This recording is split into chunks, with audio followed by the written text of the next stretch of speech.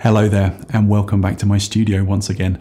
Today you're going to follow me doing an actual job, a fashion shoot in the studio with a professional model, Jess, and you're going to see how I work, how my setup is set up, and some finished photos towards the end of the shoot.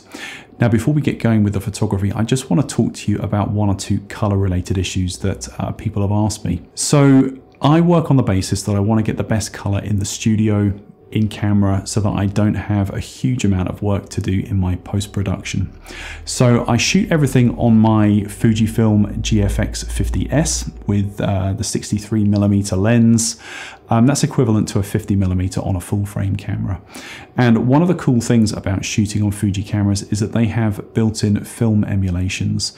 The one that I use is Pro Neg High, which is a slightly desaturated look with some contrast. To me, it gives the best looking skin tones and just the best looking overall color.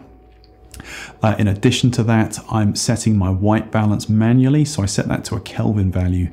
It's 5300, and that is equivalent to daylight, and it's also equivalent to the light temperature, which is output by my Elinchrom strobes. So I don't let the ambient light in the studio affect what the white balance is doing. So I set that to a manual Kelvin setting, and you'll see me tethering into Capture One Pro. Now, one of the cool things about tethering into Capture One is that it applies a tone curve as the raw file goes into Capture One, and that's the same as the film emulation in your camera. So it is able to let you either work from a plain raw file from the Fuji camera, or to apply your film emulation. That's very, very cool.